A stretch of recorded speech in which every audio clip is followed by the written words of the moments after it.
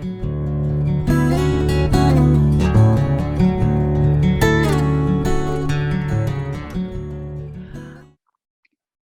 right, here we go. Welcome to the Mindfulness Podcast. We're going to focus this morning on this new thing that I learned about in a podcast. I will share the link. The podcast is called Coaches Rising. And the person who runs that was exploring trauma-safe approaches to coaching. So very often when we think about coaching and trauma, what you'll hear coaches talk about is, well, I stay in my lane, trauma belongs to the therapist and I'm over here. And the interviewer was talking to a man out of the Bay Area in California. His name is Stephen Hoskins. He's a trained therapist, and part of what his work has been really, especially in the last couple of years, is to realize the impact of this world and what we've all been experiencing and the huge increase of trauma.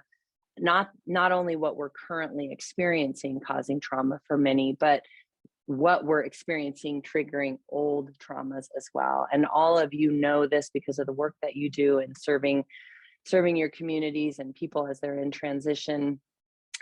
We know that therapists are booked solid, many of them, and it's a long wait, and we're in these moments of need. And so Stephen's work was really like, therapists do their work with trauma, and it is so powerful. That is not the only way to work with trauma. And coaches, and I say this because I know many of you do have a coaching mindset and the case management and the leadership and the work that you're doing. We have the opportunity to work with trauma, not through the ways that therapists do, but in helping people create brains that keep us present and keep us in a mindset that allows us to keep what trauma has the ability to steal from us, which is pleasure, the present moment, curiosity, right? Excitement. Trauma has the ability to steal those things. And as in our coaching work and in the work that we're doing through case management and relationship building, we have the opportunity to help people and ourselves be present. And that's really mindfulness, right? So Stephen Hoskins has this really great complicated acronym, and I'm going to share it again. I'm going to share the link. It was an incredible podcast to listen to if you want to deepen your language. He's got trainings that can happen. I'm spacing the name of his institute right now, but the work that he came up with was called ISOMA. And ISOMA stands for image, sensation, orientation, meaning, and affect. And again, I'll put all that in the link. ISOMA, image, sensation, orientation, meaning, and effect. And there's a lot of different layers to this, but essentially what we're doing in this particular work is helping the brain move away from its negativity bias, move away from trauma re-triggers something where we focus on the negative, right? And we go into this lens of what if for the future, or back into the pain and the trauma of the past. And so ISOMA is a fancy acronym for essentially mindfulness. It's a layering technique to bring our brain into the present moment.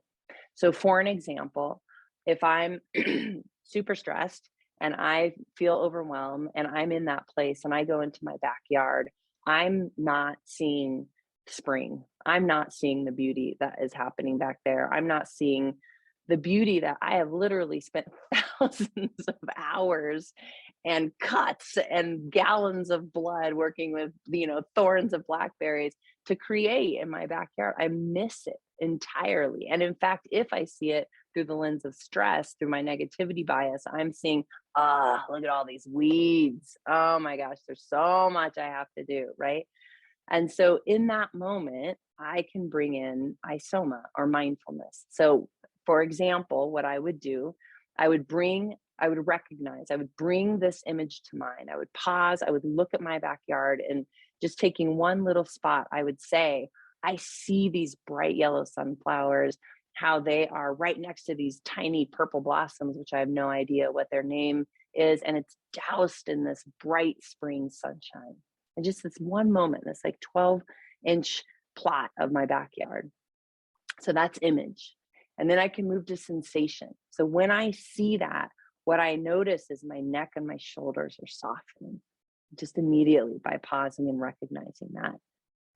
And then I move into orientation, or I add the next layer. So this is ISOMA. I'm now on O, orientation. I might notice for myself, I'm here. This is happening now. I'm in my backyard. I'm orienting myself to this moment. It's spring. ISOMA, I move to M. M is meaning. I have a thought about this moment. So not the, oh my gosh, I'm so stressed, I have so much weeding to do. I move into the thought, I layer it. Say, this is such a magical moment. What a blessing to be here and just to witness this moment, this little bit of spring. And then the affect might be gratitude, for example. And it just changes. And what the creator of this, Stephen Hoskins, talks about is it is a post-trauma growth opportunity. And I love that phrase, a post-trauma growth opportunity to grow our ability to experience pleasure, curiosity, excitement, presence, to be here in this moment. ISOMA. So again, I'll put that link in the chat, but we're going to use our practice this morning to kind of play with the, we landed in the affect of gratitude, and we're going to use our practice this morning to focus on that. So go ahead and close your eyes. You can take a soft gaze. Either one is the right way. Whatever allows you to be here, to be present. Breathe and know that you are breathing. Be aware of it, be with it. Bring your attention to this breath, to this inhalation, to this exhalation.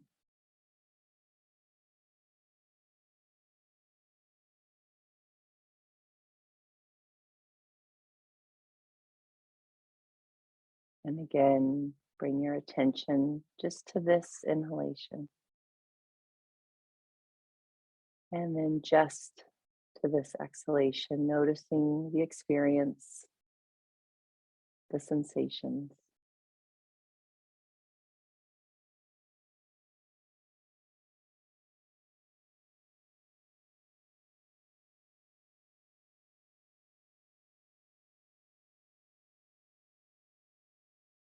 And then widen your attention into your physical sensation of breathing.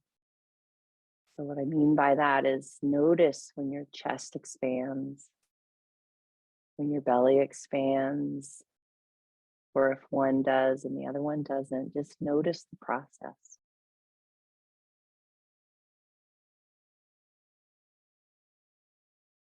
Notice your back as it expands or responds to a more shallow breath, to a deeper breath. Feel the ribs, the intercostal muscles. Bring attention to your shoulders. What are they doing as you breathe?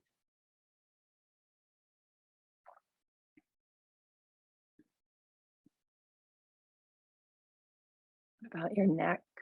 What's your neck doing, or your throat doing?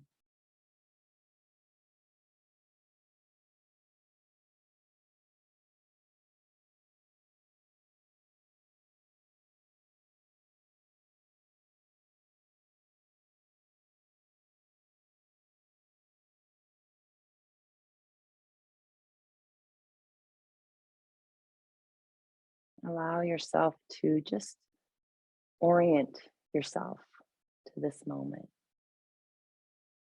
I'm here in this moment. I'm breathing. It's Friday. It's spring.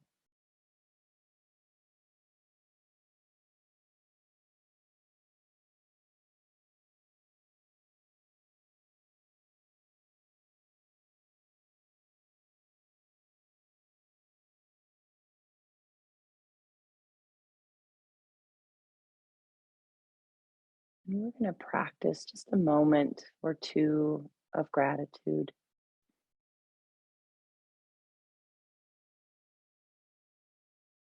Noticing in this moment, placing your attention on gratitude, on purpose, getting curious about gratitude. What are you grateful for right now in this moment? Don't work too hard, just invite it. It might be people, past or present. It might be the simple act of just breathing. What a phenomenal gift we have right now in this moment to breathe.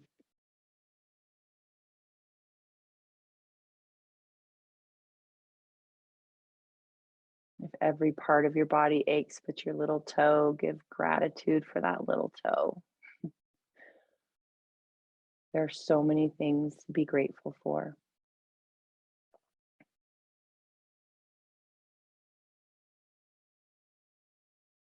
As you're considering this and getting curious about gratitude, move it from a thought process to a feeling process. Feel the gratitude. Notice it.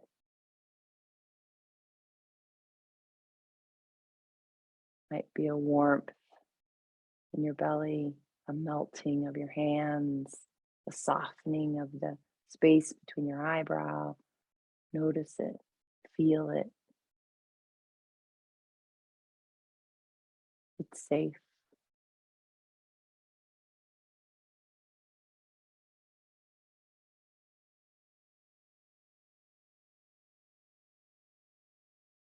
What you might notice as your mind gets busy creating a story, maybe limiting, prohibiting,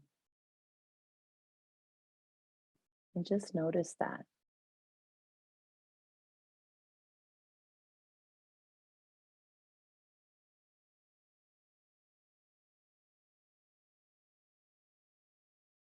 Notice if it's projecting into the future,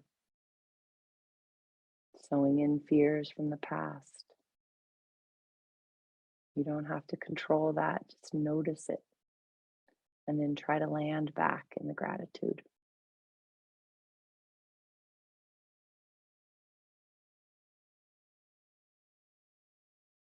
And bring your attention back to your breath.